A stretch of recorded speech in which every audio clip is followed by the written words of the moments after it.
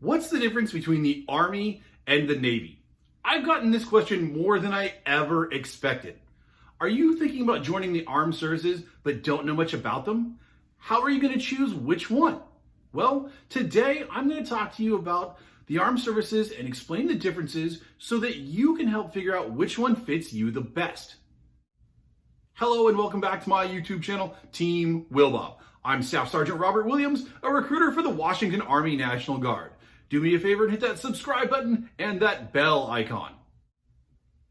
Yes, I am a recruiter for the Army National Guard, but I know that this is not the best option for some people. I also know that all of the branches and components of our armed services are vital to America. And I want each of us to get the best of what America has to offer, and that's you. I'm going to give you a brief overview of each branch of our armed services, how big they are, what they do, and what components they have.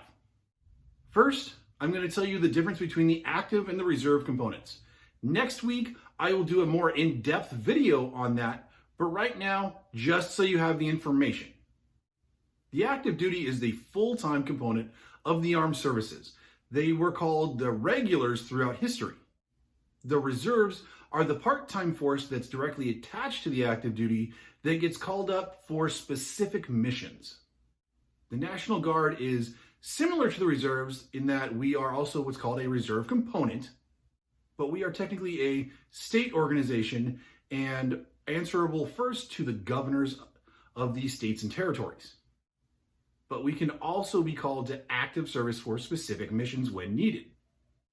Both the reserves and the National Guard are federally funded. The National Guard just has additional roles and additional funding from the states and territories.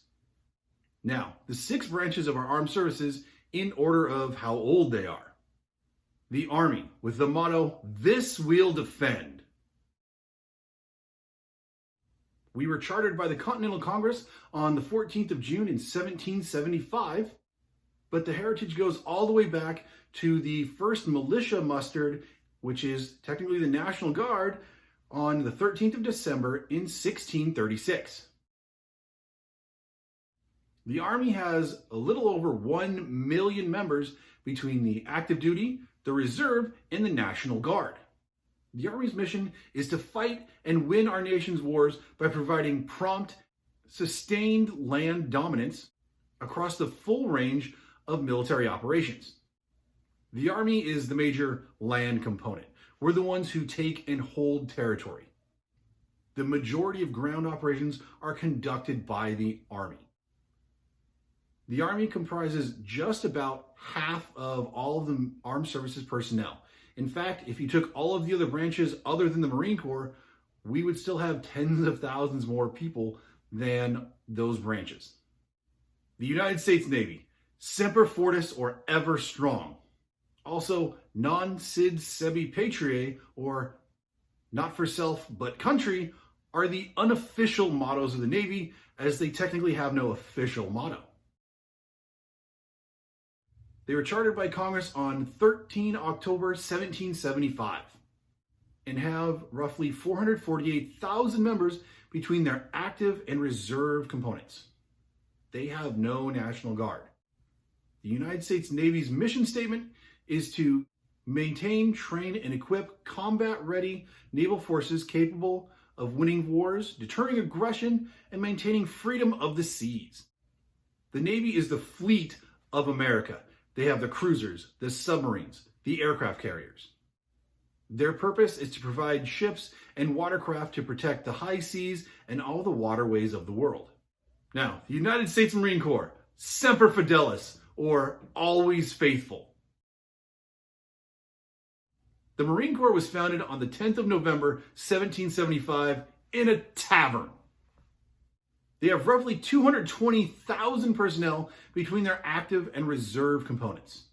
The primary mission of the Marine Corps is to provide fleet marine forces of combined arms together with supporting air components for service in the fleet.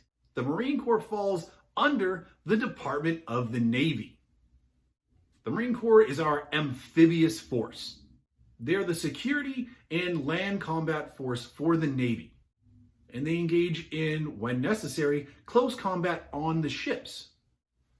They're the force that conducts amphibious landings from the sea to the shore, with one massively conspicuous exception.